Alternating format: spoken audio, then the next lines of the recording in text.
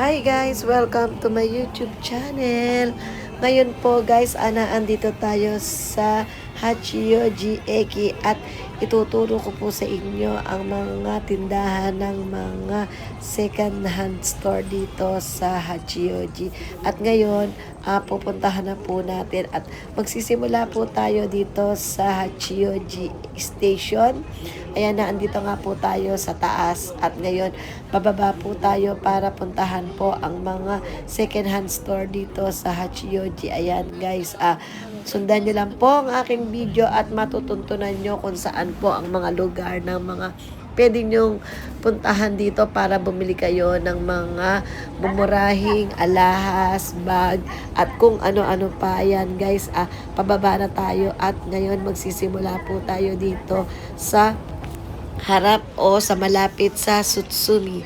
Ayan nga guys, ang unang makikita nyo ay Tsutsumi at ang kalapit naman ito ay isang hindi pa naman nagtatagal-tagal na second hand store dito sa Hachioji. Pero ayan guys, kalapit po siya ng Tsutsumi at ayan nga guys, pero hindi tayo pwedeng pumasok kaya sa ibang lugar naman tayo dito sa may Don Quixote. At sa harap ng Don Quixote may makikita ulit kayong ayan, second hand store dyan.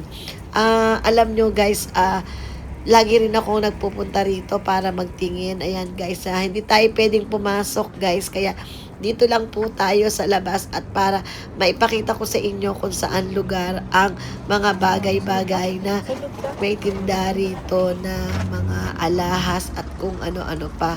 At ngayon, naglakad-lakad naman tayo at naandito tayo sa may karsada, sa may Juro Kugo. Malaki.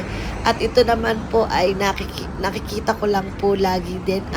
Ayan nga po yung store nila dito. At meron silang branch dyan sa tapat. Kaya pupuntahan din natin ang tapat na ito. At ayan guys, ang makikita nyo na dito naman sa kabilang side na to, yan po dyan, tatawid tayo. At dyan po nyo makikita ang mga talagang mga maraming item. May mga bag, alahas, at kung ano-ano pa. Pero kaya nga, guys, hindi tayo pwedeng pumasok. Kaya pumunta naman tayo sa ibang lugar. At ngayon, dito naman tayo sa lugar na to. At dito naman tayo pupunta. Ayan, dito naman tayo ngayon sa lugar na ito. Ang pangalan niya is Kanay. Ayan nga po guys, medyo maliit lang po rin itong second hand store na ito. Pero kilalang kilala rin na rin po ito dito sa Hachioji. At maraming nagpupunta ritong mga Pilipina. At ayan nga guys, siyempre hindi nga tayo pwede mag-camera kaya sa ibang lugar naman tayo.